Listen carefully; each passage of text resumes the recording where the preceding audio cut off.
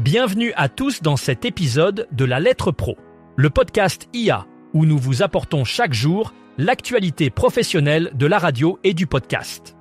Je suis Brulatour, le rédacteur en chef de La Lettre Pro. Aujourd'hui, nous allons explorer 4 sujets principaux: Soci Audio 2025, le renouveau de la radio locale de Menton, la transition numérique du BRF à Bruxelles et le nouvel essor de l'écoute de podcasts au Royaume-Uni en 2025.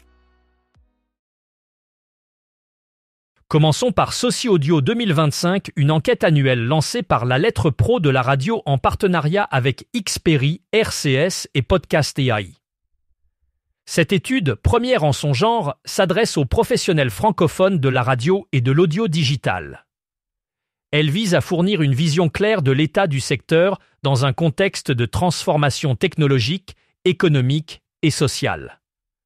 L'enquête examine les tendances majeures telles que le moral des équipes, les conditions de travail et l'innovation. Les participants peuvent remplir un questionnaire en quelques minutes et ont la possibilité de gagner un récepteur FM, DAB, plus offert par Technisa. Les résultats de cette étude seront révélés entre octobre et novembre 2025. Et l'objectif est de recueillir les avis de 400 à 500 professionnels pour garantir une représentativité adéquate. Passons maintenant à la radio locale de Menton, Radio Fréquence Méditerranée. Fondée en 2017 à Castillon dans les Alpes-Maritimes, cette station s'apprête à vivre un été décisif grâce à l'obtention d'une fréquence FM permanente. Jean-Luc Guizolfo, le fondateur passionné de cette station de proximité, partage son enthousiasme pour cette nouvelle étape cruciale. Il explique que l'obtention de cette fréquence FM est le résultat d'un long parcours atypique, marqué par une détermination sans faille et une passion pour la radio locale. Pour la rentrée, la station prévoit d'élargir sa programmation avec de nouveaux contenus qui mettront en lumière la culture régionale et les talents locaux.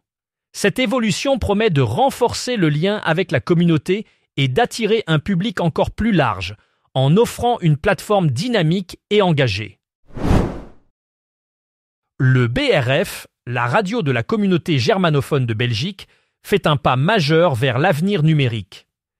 Dès le 1er septembre 2025, ces programmes à Bruxelles seront exclusivement accessibles en numérique. Cela signifie que le programme commun BRF-DLF ne pourra être écouté que via le système de radiodiffusion numérique DAB+, sur le canal 6D. Cette transition marque une étape cruciale dans l'adaptation aux nouvelles technologies de diffusion. En se concentrant sur la diffusion numérique, le BRF cherche à offrir une qualité sonore améliorée et une plus grande accessibilité à ses auditeurs. Ce changement reflète la tendance croissante de la radio à s'orienter vers des plateformes numériques, garantissant ainsi que le BRF reste à la pointe de l'innovation dans le paysage radiophonique belge.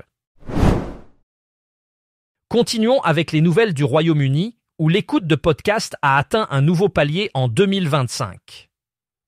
Selon l'édition 2025 de l'étude The UK Podcast Consumer publiée par Edison Research, l'adoption des podcasts par le grand public continue de croître.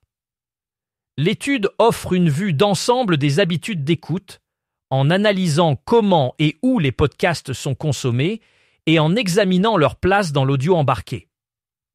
Les indicateurs montrent un potentiel de croissance significatif, ce qui est une excellente nouvelle pour les acteurs de la radio et de l'audio digital.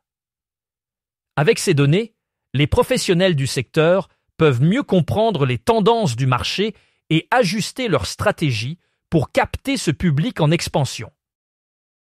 C'est tout pour aujourd'hui dans cet épisode de La Lettre Pro, le podcast IA. Merci de votre écoute. Pour plus d'informations sur ces sujets, rendez-vous sur le site lalettre.pro. Vous pouvez également vous abonner à notre newsletter quotidienne pour ne rien manquer de l'actualité professionnelle de la radio et du podcast. À demain pour un nouvel épisode.